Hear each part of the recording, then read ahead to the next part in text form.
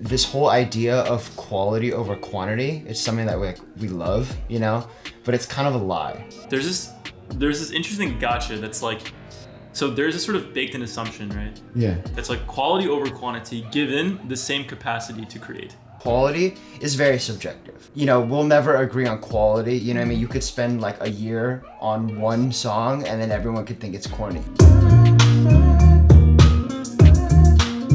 Right? Yes. Now the problem is that the people with quantity, they become better creators than you because they create more. If you look at most people who have produced quality, they've never gotten there without quantity, right? Look at Picasso. You probably can't name more than 3 of his paintings. He's made over 10,000 and he spent equal amounts of time on all of them, but you know 3 of them, right? But we think of him as like a master legend who like artfully created 3 things with all of his heart and soul, but that's just not how it happened, right? Look at like Kanye West, right? He was putting out beats, just sending them out every single day for like 9 years before college dropout. And even 12 years later, he's still tweaking his albums after putting them out because he's still like putting stuff out before it's ready.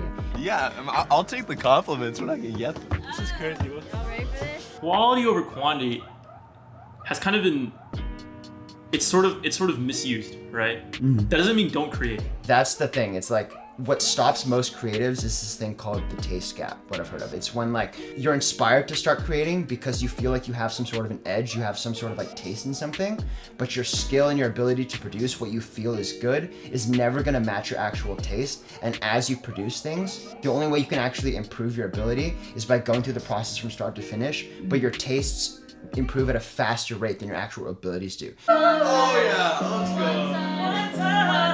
Oh yeah. So that's really funny, right? About that whole thing.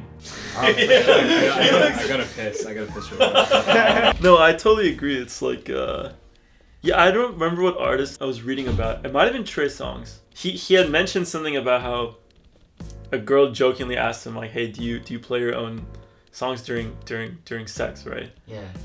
And he was like, I definitely don't. Not only 'cause it's weird, because like I don't actually like my music that much. And to me, that was just bewildering because when I was in college, I like worshipped the ground this guy walked on. I think I listened to like every single song he had made. It's like, how could you not, like, if I made this music, I would think I'm the best thing since sliced bread. But it turns out like, even the shit I make that actually, in reality, might be quite good. I can't. You're so familiar with the imperfections. Exactly. But that's the thing, right? Is that's the nature of being a creative, is you have to have your process, send it, and then pretend it doesn't exist because you were designed to not like your own stuff. Because if you actually like were content with all of your stuff, you would never actually get better. You never close that gap between what you think is good enough in your taste and what you're actually making. Ooh.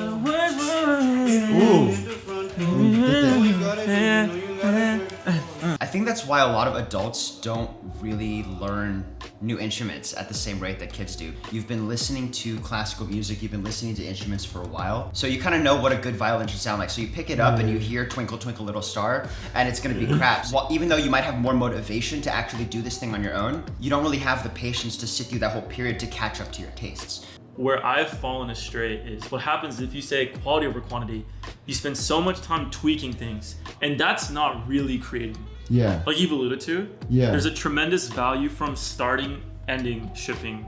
Yeah. And you miss out on those parts. I want to, in a healthy way, not give so much credence to that voice in my head that's like, yo, this is not good. I can be like, whatever. Yeah. Let's make the video, dude. I don't care. I'm sure it's good. Yeah, right? yeah. Like it's good to give that voice less weight. Yeah. Right? Because there's like a healthy amount, what you're saying, right? Yeah. What you're saying is that there is an amount needed for you to be motivated to iterate in a sort of improvement kind of way. Yeah. But then too much, and now you're just I think that's the hard part though, because like right now we want to treat everything like a super major release. One thing we haven't really talked about, which I think is actually, you know, part of this equation is the sort of the process by which you subconsciously you kind of marry your worth as a person to your art. Yeah. And that really stymies toxic. this whole thing. Yeah. Because now it's like I'm not putting just this art there. I'm putting out my worth as a person to be judged. Yeah. Which is not really what's happening. I'm saying that's what you might think. There's a tendency if you exactly, yeah. That's where I think also like you have to like detach yourself from these things. You know what's funny is that I think listening to stuff there's the listening to something as a consumer and listening as the creator. And if I take enough time to forget what the stems look like, I can enjoy it a lot more. Yeah. I've got no clue how I recorded it. It's been so long that I can listen to it like I can't go open up the project. I don't even know where it is. Yeah. There's such a uniquely relieving feeling about, can't mess with it anymore.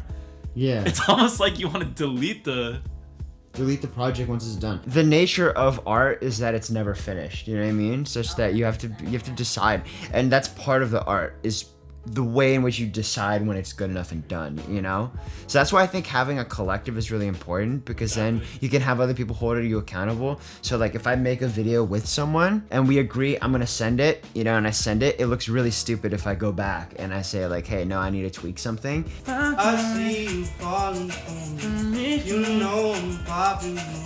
I know you stopping. The weight of your own ambitions can be so heavy that you're like, there's no way I could even do this thing I'm gonna aspire to do. But you can't. Yeah, you gotta say, I'm just gonna make this today.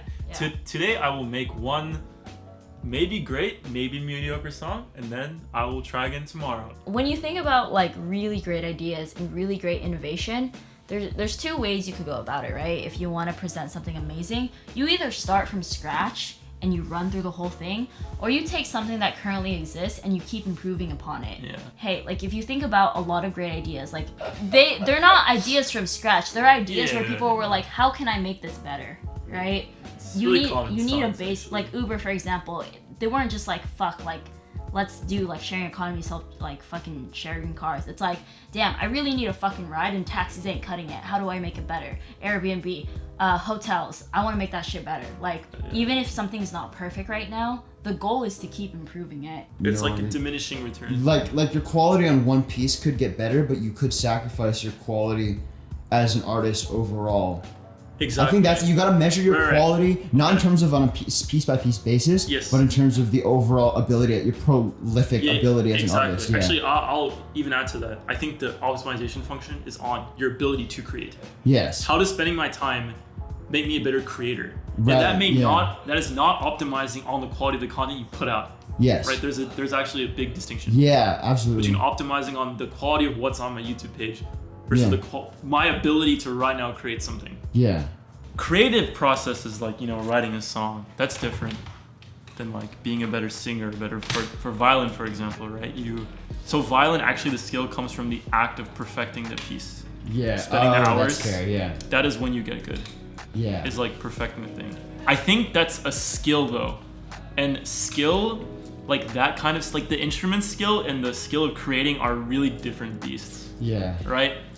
Oh yeah, because in violin, the skill you're improving is more technical. It's like mechanical. It's mechanical. It's not like. It's not your ability to come up with concertos. You know? Right. You're not composing. Yeah, but when it comes to composing concertos, like you look at Mozart, he had written what, 20 by the time he was 18. Yeah, and he probably wrote 200 throwaways. I was thinking about like how come there's so many blockers to doing things, and I had read something about how like kids, if you like, the biggest reason that young kids don't do their homework is because they're actually afraid of failure.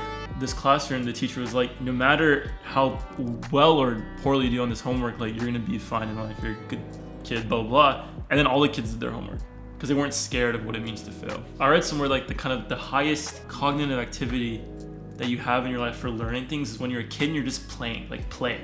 Playing means I have a purpose, but no expectations. That's like when I get in my zone. This is like right now. This is very much the zone where it's like, I have zero expectations on my music, but I'm very purpose. I just want to write some music with you. Very singularly focused, very purposeful, no expectations. And that's so hard to achieve because there's this idea that it's like, well, if I'm doing something with purpose and focus, I should expect something. But if you do, then it's all really hard. Then failure becomes a big deal, right? Oh, that's actually a really good point. So that's like the mode you want to get in.